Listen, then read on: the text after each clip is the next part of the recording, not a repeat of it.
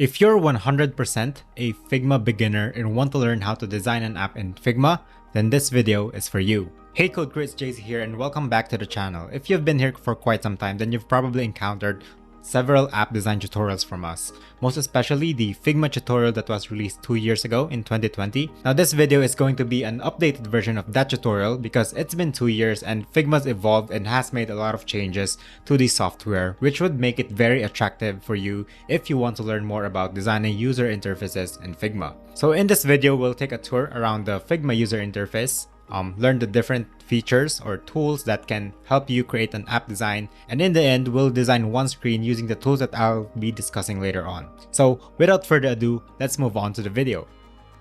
So first of all, why Figma?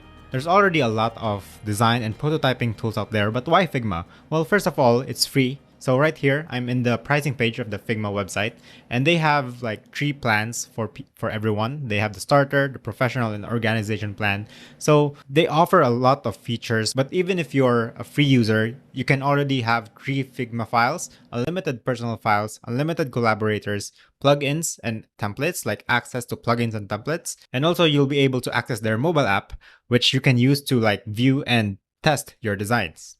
Second is that it's browser-based, so there's no need to download their app. So they have an app that you can download, like a desktop client that you can download, but there's no need to use it because the browser version is already good enough in itself. Third is the wide variety of plugins that can help you design more efficiently. So plugins vary from being able to help you organize your files, plugins that help you come up with icons, plugins that help you come up with images, and so on. So these things, you don't have to start from scratch, knowing that there are already available plugins that can help you achieve these things. So fourth is the collaboration features that may be useful if you want to ask for feedback with your design. So Figma primarily is a collaboration tool. So right here, you can see their selling point is that nothing great is made alone. So it emphasizes on the collaboration features that they have that some tools out there don't necessarily have. So Figma right here is like, you can think of Figma as like a Google Docs for design. You can see right here, this is a sample interface of Figma. And as you can see right here, there are 2 users in this Figma file, and they are collaborating simultaneously on one Figma file or design file. So that's why we really recommend Figma if you want to like use it with your friends or coworkers and all those things. So as for us, we've been using Figma here at CodeWithChris for years, and we absolutely love how it works, such as the file organization and collaboration features. As for me, I've only been using Figma for the past 2 years, and before that I was using Adobe XD and InVision Studio, and I don't think I'll ever look back with the experience that I now have with Figma. And because I've only been using this app for 2 years, I think you can think of me as a relatively beginner user, so I can show you your way around Figma with a beginner's perspective. Now to access Figma, all you need to do is to go to figma.com and sign up for an account right here. You can sign up via email, so it's really an easy experience from here. Once you have an account, you'll be automatically redirected to the Figma dashboard, and from there you can create a design file, and voila, welcome to your canvas. So voila, here we are at our dashboard. So here, we're going to rename this file as Figma Practice. So from here, we're going to take a tour around the Figma user interface, as you can see right here. And I'm not going to dive into the details about each tool, so I'll just give you a brief overview. And after that, we're going to like redesign an app. And as we do that, we'll dive into like the common tools, tips, and techniques that are used in the design. So as you can see right here, so in here, in the top section is like your menu bar. So here we have the Figma button. So this is our like Figma related actions. So you can see file, edit, view, object. These are all like Figma related options or settings. So you don't really have to worry about most of them most of the time, except for like the plugins, in which case you may use often than not. So as you can see right here, I have lots of plugins that help me with my design. So preferences, basically, I don't think you also need to worry about these things, except if you want to like change the theme of your Figma UI. So if you want a dark interface or a light interface, something like that. But let's keep it the default just for this video. So light, and then get desktop up. and help in account. So these are all self-explanatory, but again, as I mentioned, you really don't need to worry about most of them most of the time. All right, so next one is the move and scale tool. So the move is basically your way of moving around the user interface, and the scale allows you to resize objects. So for this one, let's say, for example, we have a rectangle and we want to scale this proportionally. If we want to do that, then we're going to press K as a shortcut. And once we have that, you can see this double-edged arrow, as you can see right here. So this is the normal arrow. If you want to resize it, it's a normal two-sided arrows. But if we're going to scale, for you to know that you are scaled, there's like 4 arrows, like 2 on each side. So that means that you are enabling the scale option. So right there, scaling it lower and bigger, it's just basically a proportion right there. So if you want to go back, just press V, and right here, as you can see, your move cursor.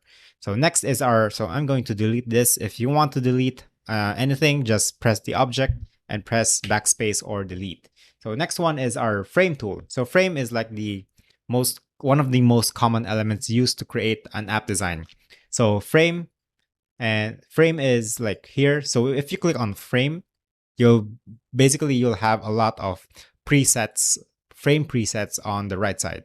So you have like the phone, tablet, desktop, and all those things. So basically what these means is that these things are the dimension of the screen size of each device. So if you click on like frame, if you click on frame and click on iPhone 13 Pro Max, then basically you have a frame like an artboard or a canvas the size of the iPhone 13 Pro Max. So this is like the exact screen dimensions of that particular device. And for the slice tool, this is one of the lesser known or lesser used tools in Figma. So I don't think you'd need to worry about this. I don't think I've ever used it before as well. So no need to worry about this as well. So next one is the shapes. The shapes are here. The shapes are like the building blocks of the user interfaces. Like apps are built around shapes like rectangles, which are basically your buttons, your menu icons or something like that. Basically, they are shapes that were like modified to make it look like an icon or something like that. But that's something that's quite advanced. So don't worry about that right now. The main purpose of shapes, like I mentioned, is like they help you create the building blocks of user interface, like buttons, icons, and all those things. And basically sections like top section or a menu section right here. So let's change the color and something like that. Just a little accent on your app design. So we'll dive into the details later on, but basically that's how shapes work. So shapes, they have a variety of shapes to a shape, if that makes sense, or a polygon. So you have the option to create a line. So if you press line or press the L and you like drag it anywhere, you'll form a line right there. So if you let go, now you have a line. So you don't need to worry about creating straight line, because if you created it something like this, you can always just set the angle to 0. So now you have a straight line. So if you want it to be like vertical, you can just change it to 90 and you're done. So let's delete that. And then you have an ellipse, which is basically a circle, and an arrow. That arrow like this is basically a line with an arrow on the edge, which is basically self-explanatory again. So again, polygon. So this one, you can customize the size of this shape. So we have like 3 sides or 3 corners. So if you want it to be 4, now you have a diamond, 5, a pentagon, all those things. So basically it's very customizable. So if you want a custom shape, just go to the polygon tool. In star, self-explanatory, and place image. Place image is basically a way for you to import images in your canvas. So I usually don't open this drop down and place an image. What I do is you can just drag and drop from your desktop to your Figma canvas. You can drag and drop items there, or you can also do a Command Shift K like that. And you can easily import images from there. So pen tool is basically, it kind of requires like immediate experience or a bit of experience in Figma, because even I am not well versed with the pen tool. So basically this is your way to draw, things like for example like this, or basically like blobs, basically those elements like that add some styles in your design. So that's how pen tool works. And yeah, it kind of requires a little bit of experience for you to like get familiar with the pen tool. But with the app or with this practice video, we won't be diving into so much about the around the pen tool. So we'll be mostly using the shapes, so no need to worry about that for now. So pencil is basically a way for you to like, if you want to draw like arrows like that, basically you can do that. So pencil tool is something that is also not used as much if you are going to design an app screen or an app UI. So you won't be using the pen tool or the pencil tools as much as the shapes. So no need to worry about these things as well. But yeah, it pays to know how these things work. So the text tool, again, here, text, and you can type the quick brown fox, just like that. So you can click on text or just shortcut key T and just type in like that. And yeah. So the hand tool is basically lets you move around the canvas as well. So it's just like the move tool, but the hand tool is basically lets you move around like this. So if you have like multiple designs, this is a good way for you to navigate to those designs. So you can also, the shortcut for the hand tool is H.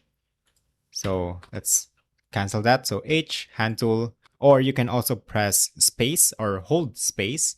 And while you're holding that, you can like just move around. So this is my approach to the hand tool, because it's also the same approach with other design tools as well. Yeah. So this one, comments, is basically for collaboration features. If you want to comment here, just click on the comment or C, hotkey C, and type in this looks good. And there you go. And you now have generated a comment in the design. And basically, anyone who is invited to this file will be able to preview your comment, just like that. Let's delete this, or basically resolve. And here are just your profile, share if you want to share your file to other people, and then your play if you want to preview this as a prototype. So here is the play, like this is what it would look like in an actual device. Your app design. Here is your basically your zoom settings. If this is like a 50% zoom and all those things. So on your left side rather, you have your layers and assets panel. So layers are basically how your objects are stacked on top of each other. So if you have here the rectangle, you have the rectangle one. If you are going to copy and paste, or if you're going to duplicate this, so Control C and Control V, now you have rectangle 2. So rectangle 2 is basically on top of rectangle 1. So that's how layers work. So you're like very beginner knowledge here. So if you want to like change the color of that, just to emphasize on how these layers work. So here, underneath this rectangle 2 is rectangle 1. So that's how layers work. So as you practice more, you'll get the hang of things. But yeah, this is how layers work. So if we group them, they are basically combined as one layer. So but yeah, the group itself is one layer, but underneath that group is the rectangle 1 and rectangle 2, which are still like in different layers. So if that makes sense, I hope it does. All right, so page, basically if you have like multiple files, like for example, page 2. So for page 1, for example, this can be your ideas, and this page 2 can be your design. So if you want to like stay organized, the page 1 can be ideas, page 2 will be your actual design. Or you can just put both ideas and the designs in one page. There's also, there's nothing wrong with that. And for the assets, these are stuff from like components. So if you're a beginner, like me, when I started out, I almost never like access this assets panel, because these are like most of the time components like were housed in this panel, and like any other assets, like I think images, I can't remember, but mostly these are like for images, icons, basically component stuff that that really doesn't concern most beginners, especially me. When I was starting out, when I was just practicing Figma, I was more concerned about utilizing the bare bones functionality of Figma, which is designing an app and basically get things done. So assets, for now, you don't need to worry about these things. So let's delete this. So next on your right is your design, prototype, and inspect panel. So design is basically, for example, let's create an object again, like a shape, rectangle. So when you click on this, the design panel will give you a lot of options. So here is your X, Y position. So 84 basically means that they are 84 points on the X axis. So if you place that to 0, then it will like be placed on the 0 on the X axis of the frame that it's in. So right now, because it's inside this frame right here, if you click on 0, basically it will be placed on the very edge of that frame, which is this iPhone frame. So the same goes for if we put 0 on the y-axis, it will go to the very top, just like that. So that's how X and Y axis work in Figma. And this is basically width and the height of the shape or the rectangle. So if we customize this right here, so if you hover over this W letter, you'll see the double-edged arrow. And if you drag it, you can just like customize the width of the shape. And same goes for the height. You can just like customize it just like that. Or you can just input a number, whichever you want. And here is like your proportion setting or constraint proportion. If you want to scale the object just as like what we did earlier. So this is also another way. So if you want to scale it proportionally, click on constraint proportions. Once this is enabled, whenever you like customize the numbers in here, like for example, if we customize make this 200, like basically adding another 100 in the height, then the width will also have like double. So basically we made the height doubled, so the width was also doubled in value. So if we make the height again of this like double the height to 400, then the width will also be doubled to 600 and all those things. So that's how constraint proportions work. So basically it mostly concerns adjusting whenever you adjust the settings right here. So here is the angle, the corner radius. If you want to adjust the corner radius, make this a rounded rectangle, this is where you'll do it. So corner radius, just drag it like that. So the bigger the object, the more corner radius you'll need if you want it to look like a rounded rectangle. So if this is like a 50 in height, let's set this to 0. So if this is 50 in height, if it's just a small object, a corner radius of maybe 20 is good enough to make it look like a rounded rectangle, or even like 8. Yeah. Just like that, we now have like a corner radius set to 8, and it already looks like a rounded rectangle. So here constraints.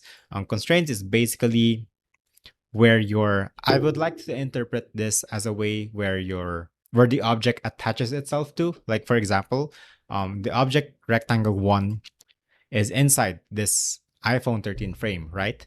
So if our constraints are set to left and top, whenever we resize this frame, then the object itself will remain at the left and will basically attach itself to the left and the top sides of the frame. So if we change the size of this frame on the right side, then it won't move at all. Even if we change it to the bottom, it won't move at all. But whenever we change it to the left, as you can see right now, it is attaching itself to the left side of the frame. I hope that makes sense. So yeah, right here, and it goes to the top. It's basically attached to the left and the top part. So yeah, that's how those things works. That's how I'd like to interpret things. Scale for scale, if we want to like change this size to something like that, then basically it will follow the scale of that frame that it's in.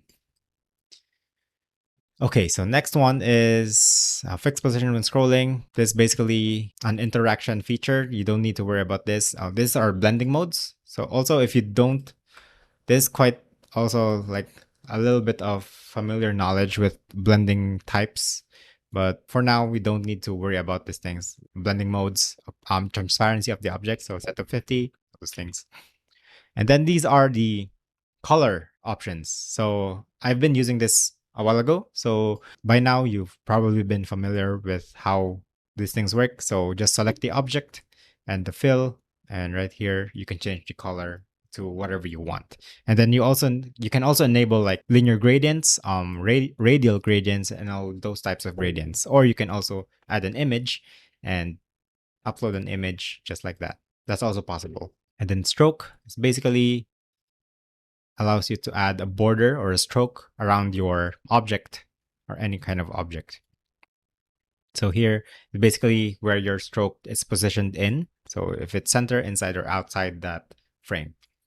The effects is basically your drop shadows. So these are some things that you can play around with as you gain more familiarity with the design tool or design approaches. So, but for now, you don't need to worry about these things. So export is basically if you want to export your file and upload it to a website or something, or a social media, you can just basically export this, export to JPEG. Now you'll have an image of your app design. So that's the Figma user interface. All right, so now that we know the basic functions of each tool in the user interface, let's try to create a simple app design using what we've learned so far. So we'll be redesigning a simple to-do list app that I found here. So this is an app called TickTick. So this is an existing app and it's one of the most, or not really one of the most, but a more popular to-do list apps out there. So some YouTubers out there are using TickTick because it's a very simple to-do list app right here, as you can see. So we'll be copying or redesigning this app from scratch. So let's just copy this image. So right click, copy image, and just paste it here. So now we have that one. Now we have an image as our reference. So let's delete this frame. Oops, it's frame. So let's click on the frame tool or press F and select iPhone 13 Pro Max or iPhone 13. I guess I'll just move forward with iPhone 13. From here, let's just crop this image first because I'm a bit distracted with this second device image on the background. So to crop this, you can just hold Command. If you're on a Mac, hold Command or Control, then just drag it like that. And now you're just basically cropping the image. So let's just focus on this user interface because this is the UI that will be redesigned or re-engineer from scratch.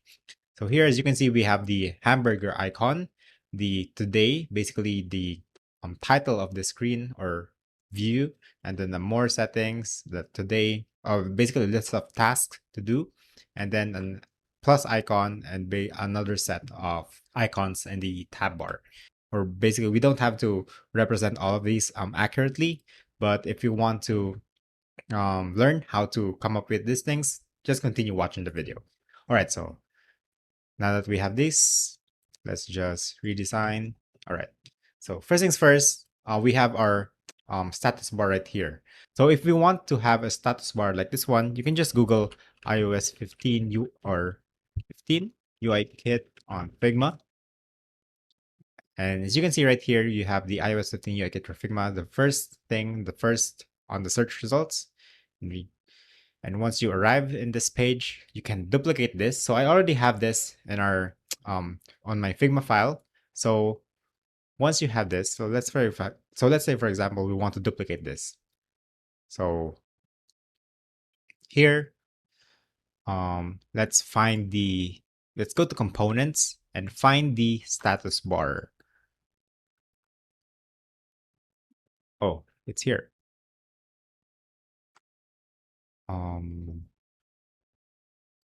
After looking for the status bar component, just double click on here. Make sure to keep on double clicking until this item is selected. So as you can see here, the rectangle piece, we have the whole of the status bar. So just copy Command C. So I'm using a Mac, so I'm using like Mac terminologies here.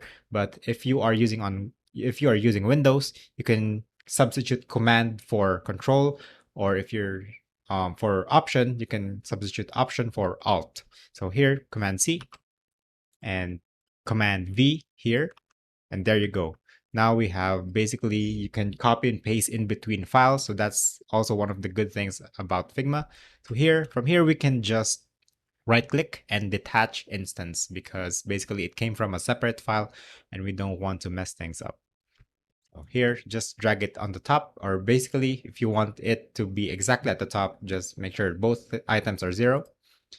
And then we make sure to check fixed position when scrolling. Make sure that it's always on the top layer. So everything that's fixed in fixed position is always on the top layer. So for example, if we duplicate this, if you put this here, as you can see, it's displaying underneath that fixed layer. So okay, enough segue. Let's move forward with the next item is the hamburger icon, the today, and this another icon right here. So another thing here, for if you want to have like icons or illustrations, basically anything, you can just rely on plugins, or you can create them on your own. So if you want to create them on your own, you can just create different lines of like different rectangles in their smallest possible size until you get the right size. Or the easy way is to go to plugins and look for Icons 8. So Icons 8 is our icons plugin of choice because it basically houses a lot of plugins in different styles. So it's in Bubbles, Cloud, in iOS, it's in Material. Yeah, it's in Google's Material Design language. It's also in Office, like Microsoft Office language, basically all those things. But we are sticking with iOS because we are designing this as an iOS app, for example. So iOS glyph, click on iOS glyph and just type in menu. And now you have like a menu and it's free. So if you have an Icons 8 account, and if you're using an Icons 8 account for free, basically if you are on a free account, you'll just use this as a PNG. So PNG is basically an image, and you won't be able to customize them, like their colors. And if you scale them up and down, there may be some compromises when it comes to the quality. But if you just want to practice, there's nothing wrong with using PNG. Here, let's resize this. So if we want to resize and be more precise with our measurements, make sure to click on these constraint proportions and click on 24, because that's the typical size for icons. So just put it here, and then let's type in today. Text tool, today, type in that. And then let's change the font to bold, and that's good. So you don't need to worry about which font to use. By default, I think Figma is using Inter, so there's nothing wrong with Inter. It's a very web-friendly and iOS-friendly font. So it also is a bit similar to iOS default font. So the default font that you're seeing on your iPhone, it's quite similar to Inter, so there's nothing wrong with that. So next one is the settings icon, or maybe more icon, something like that. Let's say type in more. So right here, you can see more. And there you go. Again, this is a PNG file. As you can see here, the icon is image. So it's not a vector or an SVG file. So SVG is basically most preferred because it lets you customize and scale images without losing its quality. So as you can see right here, there's some pixelation that's going on. But again, we are just practicing, so there's nothing wrong with this. So again, make sure that it's selected, change this to 24, and there you go.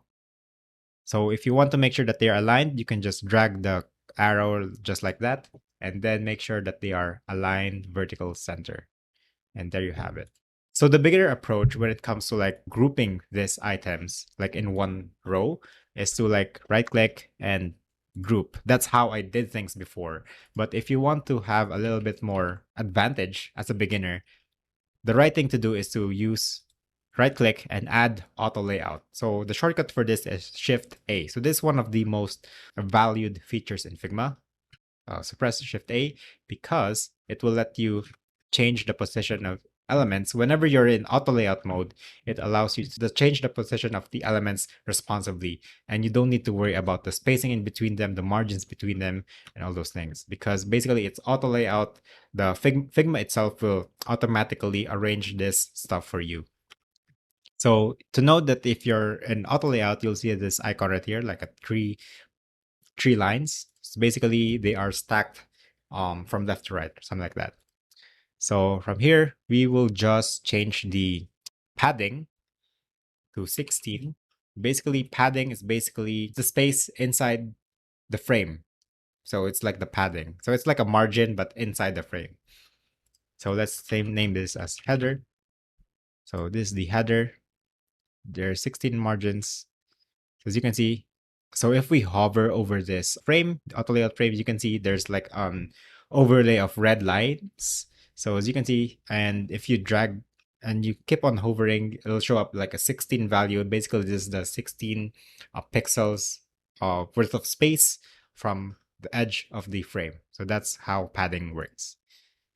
So let's just align this to the leftmost side of the frame, just like that.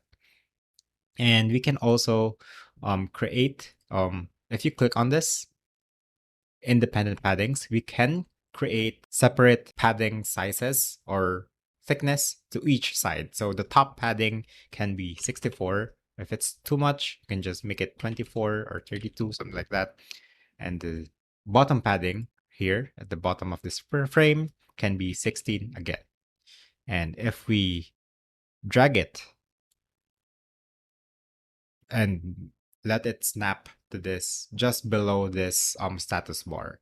And we need to resize this because as you can see, it's not utilizing all of the space on the right. So let's just make sure that it will snap on the right.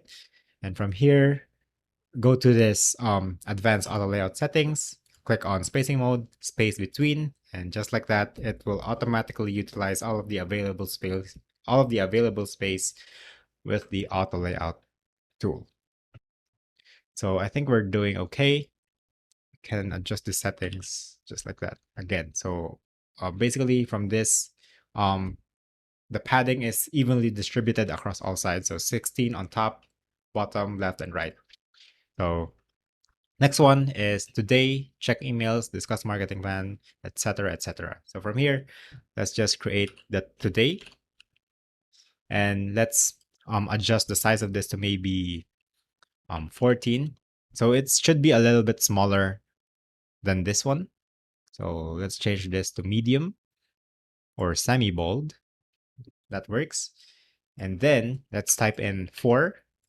And then let's type in, or let's go to the plugins again. And then go to the icons 8. So if you've opened icons 8 before, let's close this. So since we've opened icons 8 before, the shortcut to open it again is Command Alt P.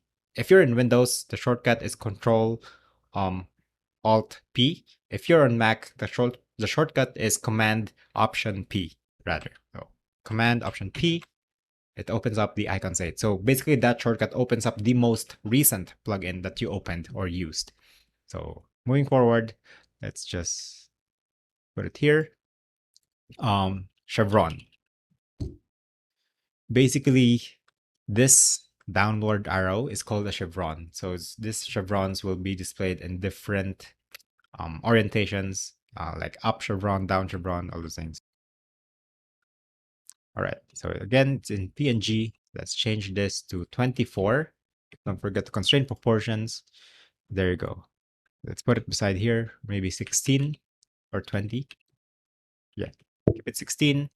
Then from here, let's select them both, like just drag it just like this, and then press Shift A, convert them to auto layout.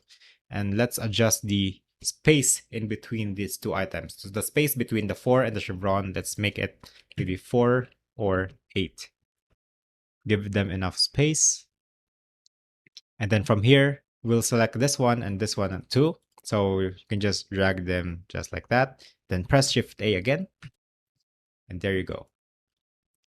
Let's edit the padding. Our padding by default should be 16 because that's what we've set on the above. So we want it to be consistent.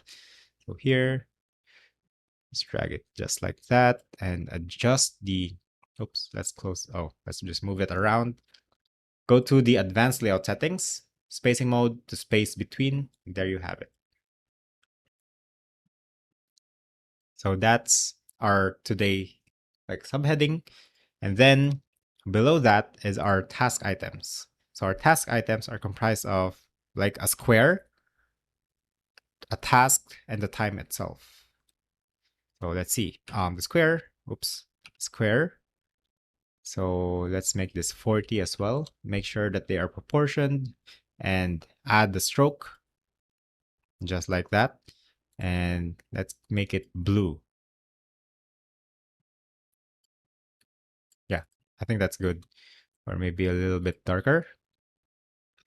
And here you can see there's a fill color. So the main color is gray. So we want to remove that or disable that. So we can either turn this off or remove it altogether. Either way. And then let's resize this to 24. There you go. And we can adjust the thickness of this stroke by 2 to emphasize on that. And yeah, I think that's good. The corner radius can be, I guess, 2. Yeah. All right. So we have the checked box and the task. Just type in check emails and then the time. So 18 o'clock. And then the icon, there's an icon like clock right here. I guess this one. So the time should be, so select them both, or since we can't change the color of this icon, so if we are using SVG, we can definitely change the color of this to something gray. But since we are using PNG or an image file, we can just set it to like 20 or 10. And this one, you can just apply the fill and use this eyedropper tool. This will basically adapt the color that this one has. So if we hover over this alarm clock icon, basically you'll see the time in the same color as this one. So select them both, or maybe let's resize this first in 24 or 16. Then the 18 can be, I think it's too light. So let's adjust this just like that, 18. And this one, we can make it like 20. There you go. So 18. So select them both and then press Shift A. Now, as you can see, this one are stacked on top of each other. They're not side to side. So what we're going to do is just to click on this frame, and then this one, make sure to click vertical direction, and just like that. And make sure to this one, make sure that they are top right aligned, not center. So that's the difference. We click on this, oops. That's the difference. And then adjust the spacing to 0. Now we have it. So we can make this smaller, a bit more smaller to 12. And then select them both and Shift 8. And then maybe 8. This one can be a bit more smaller. Check emails, 18 o'clock. So from here, we can just select them all. So we have the first frame, the checkbox, and the task item, and then the time. So select them both and press Shift A again. Now we have an auto layout frame, and we need to first change to alignment to left aligned, and then change the spacing. Oops. I'll change the padding to 16, and then I guessed 8. And then spacing mode should be spaced between. Now let's drag this just like that. All right, we have today, check emails. So we want to have multiple tasks, right? So in order to do that, we only need, what we need to do is just select this one and press Command D or Control D and just drag it here, as you can see. So let's redo that part again. Task item 1, will be duplicated, Command D. Now we have task item 2. So we just need to drag it below, make sure that it's below, and just like that until it will snap. You will feel it whenever you're changing its position. So let's adjust the top and bottom padding to maybe 4. Same goes for this one, 4, and just drag it just like that. Oops. All right, so once they're snapped, duplicate them again, and it will snap, duplicate it. And once you've set that position, you can just keep on duplicating things and basically change this to like discuss marketing plan, morning meeting, branding campaign, and whatever else task that you want to do. So we want to keep this same as this one. So here we go. So now we basically have these things already. So, but as you can see, let's close this. As you can see, these tasks are grouped together, right? They are in this like white group of frame or shape. So in order to do that, we just first need to, we should have done this earlier, by the way, but we forgot. So what we're going to do is to just change this. Make sure to click on the iPhone 13 Pro or iPhone 13 frame. This is our top level frame. Click on the fill and change the color to something like something off-white, maybe blue, and then change it to a little bit whiter, but not pure white. So yeah, I guess that works. And then we are going to select all of these things. So these frame, this check emails, this discuss marketing plan, this task, basically we'll select them all. And as you can see, by the way, this one, frame 2 is showing up. And the reason for this is because frame 2 is not inside the iPhone 13 frame. So I should have seen this earlier. So in order to fix this, just need to put it down just like that. It's no longer showing up. And basically they're all part of the iPhone 13 frame. They're basically inside this frame. So next one is, again, going back, just select them all and press Shift A. And just like that, we now have this group of tasks. So we just need to change the color of this frame. So task section. Let's rename this section as task section. Then we have our layout grid, or rather the fill. And as you can see, we now have it in filled pure white. So it's kind of separated to the background. So let's just adjust some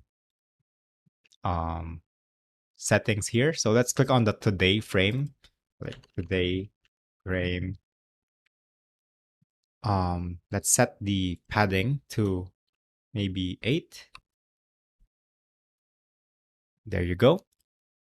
And let's also change the top and bottom padding of this task items to 2. So they are usually, so we set them earlier as 4. So let's just change them all. So double click on each of them. And so in cases like this, you may want to not just drag to select all of them. So you can also hold Shift. So while holding Shift, you can select multiple items, just basically for selecting multiple stuff. So apart from like dragging things, selecting multiple items, there's also a good way to do that. So just change this to 4, and there you have it. Now from here, we will set the bottom padding to something like 16 or 8. Yeah, something like that. And then from here, we will press Shift A again. So that's so much auto layout, but you'll in a few seconds you'll understand why. So press Shift A again. Now we have like a frame. Basically, this is like the container. It's basically a frame within a frame, or a frame outside the frame. So as you can see, it's already overlapping the iPhone 13 frame. So we just need to do this. And then this one. Then adjust the padding to 16. Basically, it snaps. Hug contents. Oops. This one. So this one, the task section, we need to select fill container. basically it will wrap inside that frame, but at the same time respecting the spaces that we've set a while ago. So this one again, let's select them each task item. Let's select each task item, the fill container as well, and just like that. For the today as well, let's make sure the today frame is selected, check fill container, and there you have it. So as you can see, this is the beauty of auto layout. So even if you're still a beginner, teaching you these things will basically unlock a lot of possibilities for you when designing in Figma. So understanding the auto layout this early in your stage is a very useful technique. Let's just design an icon or a button so you'll know how to design one as well. So let's press O. This will open up our ellipse tool. And while you open up the ellipse tool, so press O again, hold shift and then drag the circle just like this until your desired size. So I want it to be a bit like 64 or maybe 62, just change this here, 64, and then put it here. And then what we're going to do is to click on the eyedropper tool from the color settings and hover it over this button. And now we have the blue button right there. Now, next thing to do is to just type in plus. And then what we're going to do is to right click and flatten this object or text. What this will do is that it'll convert the text into a vector shape, which we can now scale accordingly, just like that, and change the color of it to something like blue or white or black. Basically a vector image now, or vector illustration or vector object. So if we put this together here and change the color to white, that's basically our button. So let's change it like that. And now you have the plus icon. Now here we can just group. We can either group or frame, but for me, I'll choose the frame selection. And then I'll make sure that this is constraint proportions. And now we have it. And then next thing to do is to check on the effects and drop shadow. And let's just make sure to lessen the transparency of this shadow to 10%. Now you have like a floating button right here. Let's change the color to something like blue as well.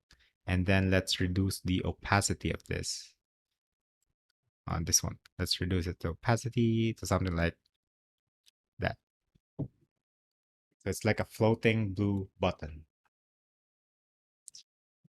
Next one is, if you want to change the background color of your canvas, by the way, just click on the background here, change the color to something like black, whichever you prefer. So let's just put it in something like this, gray. So we can better emphasize on the screen that we're designing, and then put it at the bottom. So from the last part, we just need to get these icons. I think these are the checkbox, calendar, focus, timer settings. You know what? Let's just select 4. So maybe, I don't know what this is. Maybe it's a unique icon or something.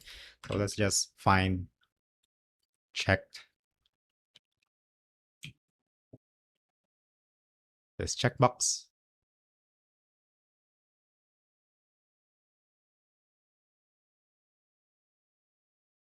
All right, so now we have the 4 icons. Let's just resize them all, select them all, and then constraint proportions, then 24 or 32. And then from here, let's just align them together. So we have the tasks, the calendar, the timer, and the settings. So these things are like, I think they are custom icons that were made exactly for the app. So we don't have like, I don't think we can replicate these things. So let's just select them all, press Shift A, let's drag it here, and then maybe adjust the opacity to like 20. Or rather, don't do that. Make sure to select all of them. So here, select all of them in this layer. You can also select them via the layers panel while holding shift and then press 20%.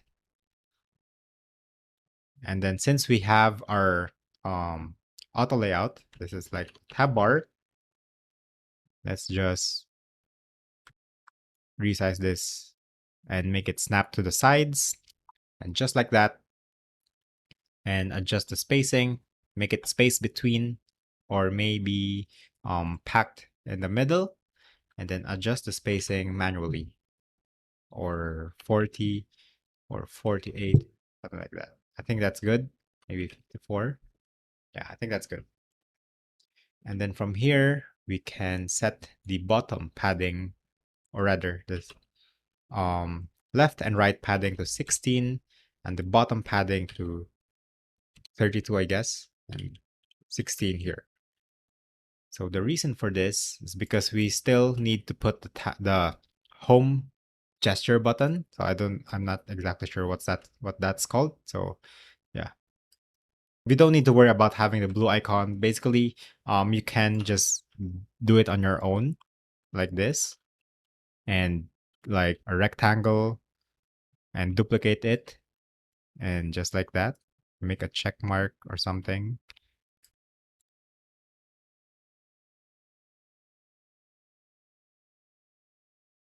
We have a check mark. It's not perfect, but that I think this will do. So select them both and Command E or flatten, just drag it here. And then this one will make it blue. Make sure the eyedropper tool is selected and make it in the same color as this one. So this one will be in white.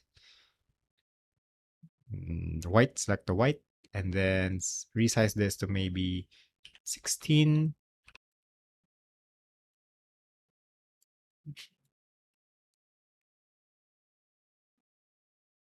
Resize this to maybe 24. And yeah, so this one, let's put this to scale and scale. So this one, I think the better way to do it is to create a frame, just like this one. Select a frame tool. The fill will be in the same color as this one. So let's delete this. And then this one will be inside this frame. And now you have like a check mark icon. So the size of this is 32. So let's just make sure to change this. So 32. By the way, if you want to customize the size of this frame without affecting the elements inside, you should hold Control or Command, hold Command, and resize this side to side. So 32 and 32. There you have it. And change the corner radius to maybe 8 or 4 or 3. Yeah, oops. Change this to 4, and there you have it. So let's drag it here. Change this to 28, I guess, or 24. Yeah, that's better. Change the corner radius to 2, and let's change this, remove this, and now we have our task item. And there you have it. So one last thing, let's move back to the iOS 15 UI kit file, and then let's find the gesture button or the home button. I think it's here somewhere. Oh, it's here. So here, just double click again, and then copy, and then paste. So before we do anything, just make sure that it's inside this frame. So by default, copy and pasting items won't automatically be redirected inside this frame. So you just make sure to drag it over, and then this will highlight the page. And then what we'll do is to align bottom and align center. And basically, I think we can adjust it, make it snap to the sides. And there you go.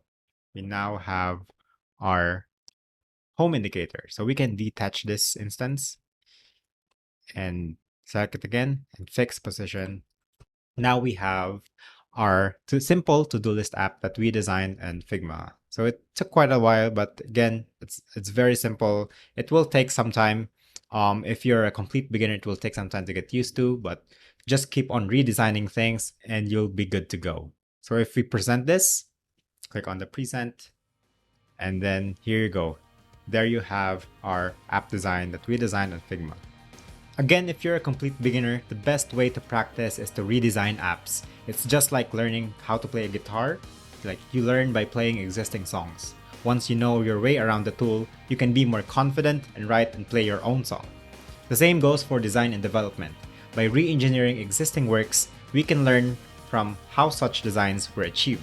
Alright, so that's it for our step-by-step guide to designing with Figma in 2022. I hope you learned a lot from this video. Let us know in the comments if you have any questions. Until then, see you and good luck with your design.